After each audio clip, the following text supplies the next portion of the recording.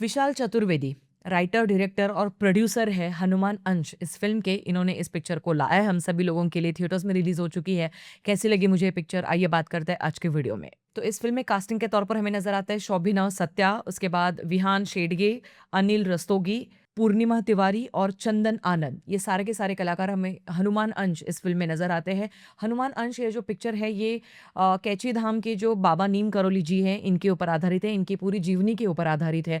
किस तरीके से उन्होंने वो आश्रम में भटके यहाँ से वहाँ, किस तरीके से वो अध्यात्म के मार्ग पर चलते हुए आगे बढ़े ज़िंदगी में, उन्होंने क्या-क्या चीज़ें की, उनको कौन-कौन सी सिचुएशन से आगे गुज़रना पड़ा, ये सारी चीज़ें हम लोग देखते हैं इस फ़िल्म में। और श्री राम जी, हनुमान जी के भक्त होने की वजह से कहीं न कहीं पे मैं जब भी मेरे किसी दोस्त की ज़बान से सुनती थी कि वो गया है, नीम करोली जी के आश्रम जाकर आए हैं, फ़ोटोज़ वगैरह दिखाते थे, तो कहीं न कहीं पे ना मेरे मन में वो एक उत्कंठा ज़रूर होती थी कि अ, क्या होगा? क्योंकि हनुमान जी के भक्त हैं हम सब लोग, और वो एक कहीं न कहीं पे एक कनेक्ट हो जाती थी वो चीज़ मेरे लिए। पर मेरे मन में वो जिज्ञासा हमेशा से रही ही थी कि एग्ज़ैक्टली क्या स्टोरी है नीम करोली बाबा जी इनकी, और क्यों लोग इतने सारे बड़े-बड़े सेलिब्रिटीज़ वहाँ पर जाते हैं? क्या एग्ज़ैक्टली है उनकी कहानी?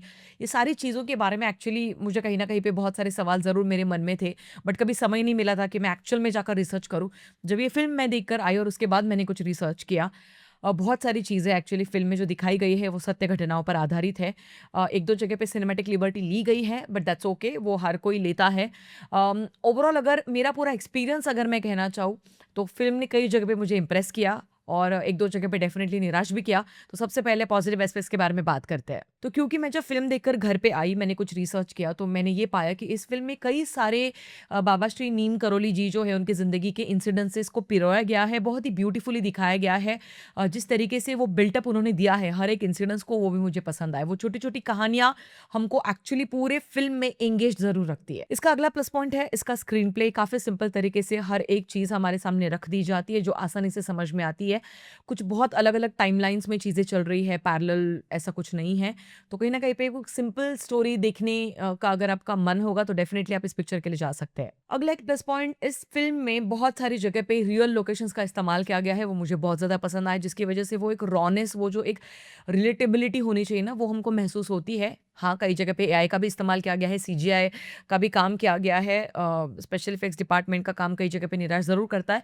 बट हैविंग सेड दैट, जो रियल एक्चुअल जंगल या फिर अलग-अलग लोकेशंस उन्होंने इस्तेमाल किए, वो मुझे बहुत ज़्यादा पसंद आए। अगला प्लस पॉइंट, इस फ़िल्म में इस्तेमाल किए गए जो कॉस्ट्यूम्स हैं, जो मेकअप है और जिस तरीके से पूरा सेट डिज़ाइन किया गया है, वो मुझे बहुत पसंद आया।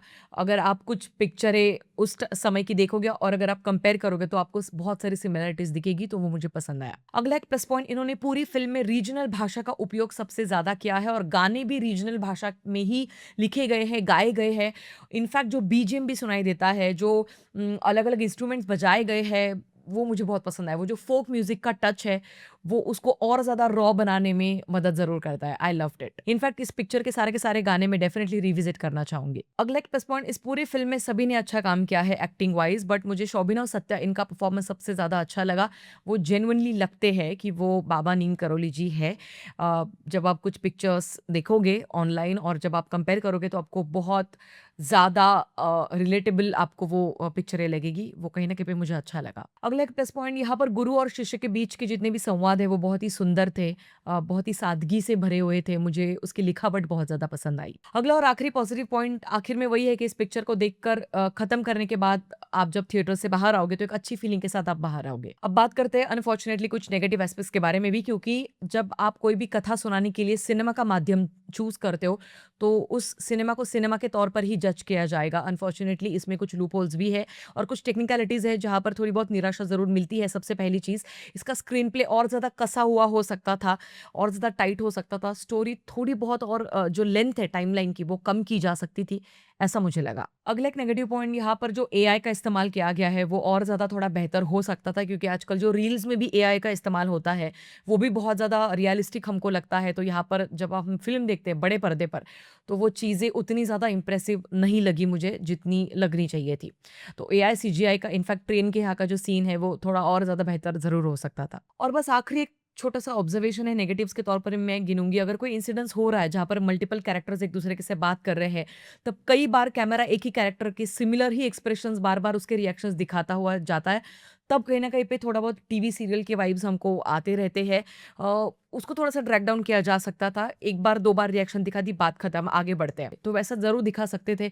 बट ओवरऑल मेरी तरफ से इस फ़िल्म के लिए 3 स्टार्स आउट ऑफ 5। मेरा एक्सपीरियंस ज़रूर अच्छा रहा।